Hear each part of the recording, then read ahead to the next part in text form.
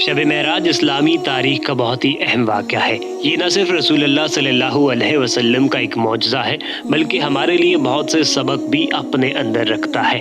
آج کی اس ویڈیو میں ہم شب معراج کی اہمیت اور اس سے حاصل ہونے والی نصیحت کو سمجھتے ہیں۔ شب معراج ایک بہت ہی بابرکت رات ہے جو ہر سال رجب کے اسلامی مہینے میں 27 تاریخ کو آتی ہے۔ اس رات کے بابرکت ہونے کی بنیادی وجہ یہ ہے کہ اس میں اللہ تعالیٰ نے اپنے محبوب نبی صلی اللہ علیہ وسلم کو ایک ہی رات میں زمین سے لے کر 7 آسمان کی سیر کروائی، جنت و دوزخ کا مشاہدہ کروایا، نماز کا تحفہ دیا اور ملاقات کا شرف بخشا۔ یہ اتنا حیرت انگیز اور انوکھا واقعہ ہے کہ جب رسول اللہ صلی اللہ علیہ وسلم نے لوگوں کو اس کے بارے میں بتایا تو کفار نے آپ کا مذاق اڑایا، لیکن اس موقع پر حضرت ابوبکر صدیق رضی اللہ تعالیٰ عنہ نے حضور صلی اللہ علیہ وسلم کی حمایت کی اور فرمایا کہ جس نبی کے پاس روزانہ آسمان سے وحی آتی ہے تو اس کے لیے آسمان پر جانا کیا مشکل ہے۔ خوب سمجھ لینا چاہیے کہ یہ واقعہ خواب میں پیش نہیں آیا بلکہ اللہ تعالیٰ نے اپنی قدرت سے اپنے نبی صلی اللہ علیہ وسلم کو جسم سمیت 7 آسمانوں کی سیر کرائی اور ہم کلامی کا شرف بخشا۔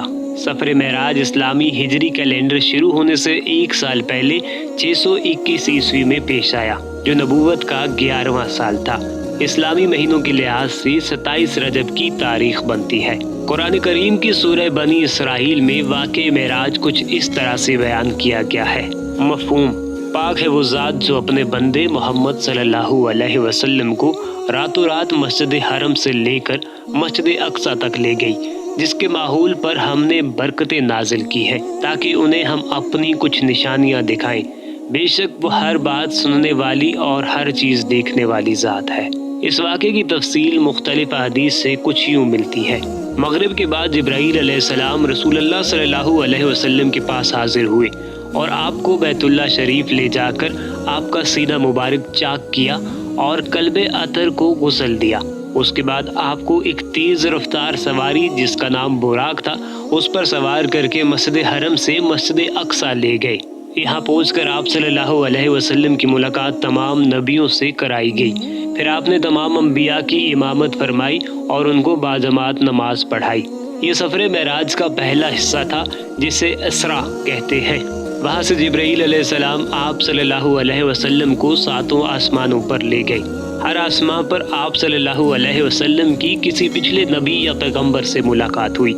آخر کر آپ صلی اللہ علیہ وسلم کو جنت کے درخت سدرۃ المنتہا پہ لے جایا گیا، جہاں آپ کو تنہائی میں اللہ تعالیٰ کے ساتھ ہم کلامی کا شرف ملا۔ اس موقع پر اللہ تعالیٰ نے مسلمانوں کو 5 نمازوں کا تحفہ بھی دیا جو سنت پر فرض کر دی گئی تاکہ وہ اللہ تعالیٰ کا قرب حاصل کر سکیں۔ واقع معراج کے موقع پر رسول اللہ صلی اللہ علیہ وسلم کو جنت اور جہنم کے حالات دکھائے گئے۔ اس میں امت کے لیے بہت عبرت اور سبق ہے۔ خاص طور پر جہنم میں بعض بڑے بڑے گناہوں کی سزا دکھائی گئی تاکہ امت ان سے بچ سکے۔